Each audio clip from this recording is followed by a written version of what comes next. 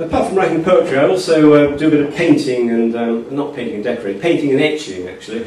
And I've got a studio in Hamilton House, and I never did any painting when I was at school, so I started about 10 years ago, I suppose, and I signed up to a life drawing class, and I was always terribly impressed with the models who would come in and throw off their dressing gown and stretch themselves in whatever position they were asked to stretch themselves. And I wondered what it was like to be them, waiting in the room before they sort of come in, especially if the artists in the class weren't all that appreciative. So this is a poem written from the point of view of the model.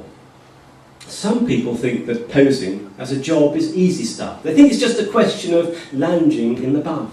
They've got no idea the stress I feel as I undress and prepare myself to enter Life Class 3. Life Class 3, ooh. The class with no talent that's apparent. Life Class 3, the class that remarks about my parts. They've been coming every week for 18 months at least, but they've never done justice to me. As I drape myself around a Greek column, like a god, all I hear them whisper is, he's a scrawny little sod. And when I spread my torso like Samson on a rug, they say, oh, look, his ears! They'll make good handles for a jug.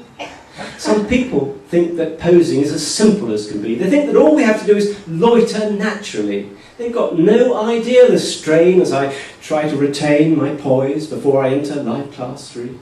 Life Class 3, ooh. The class with no feeling, unappealing. Life Class 3, the class that sniggers at my figure. They've been coming every week, for 18 months at least, but they've never done justice to me. Now Botticelli cherished Venus. Michelangelo, David's penis. Leonardo captured Mona and her smile. Picasso's nude with violin. Renoir's bathers in their skin. Never found their posing such a trial. It never seemed to them, like it always seems to me, a life sentence in a state of durance vile. As I perch upon my high stool, like Adonis at a bar, all I hear them whisper is, he's a spit of my grandpa. And when I stand erect, grasping a long pole, they say, oh look, his legs, they'd make good uprights for a goal. Some people think that posing is an idler's sinecure. They think that all we have to do is sit and look demure. They've got no idea the tranks that I take against the angst I feel before I enter Life Class 3. Life Class 3, ooh. The class with no vision, just derision. Life Class 3, the class with no perspective, just invective. They've been coming every week for 18 months at least, but they've never done justice to me. No, they've never done justice to me. Thank you.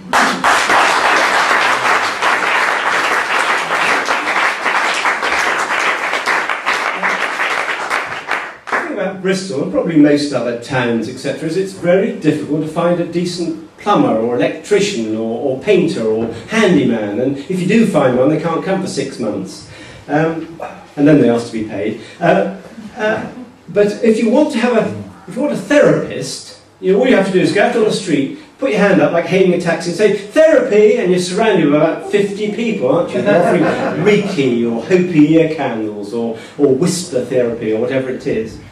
Now, I went to see my therapist the other day. I was feeling low down, in a blue sort of way. Remember I said, because we're on first name terms, why do women treat me like I'm covered in germs and I'm worried all the time, in a state of perturbation? In fact, the only fun I get these days is in my imagination. David, she replies, she's informal like that, I'm going to break my rules this once and have a two-way chat. So concentrate whilst I give this good advice. Pin back your lugholes. I will not say it twice. Stop dribbling and leering, everything in skirts. Chuck out your collection of revolting sweat-stained shirts. Read more. And I don't mean just Auto Trader. And snigger less at fart jokes. Don't act like some first grader. And once started, there was no holding her back. She was like Donald Rumsfeld, relishing attack. This was not Gestalt, it was more Gestapo. She was much more Groucho and much less Harpo. Ramona, I said, this isn't what I pay for. This is not the listening ear I come every day for. Shh. "Shut up, you worm," Ramona yelled.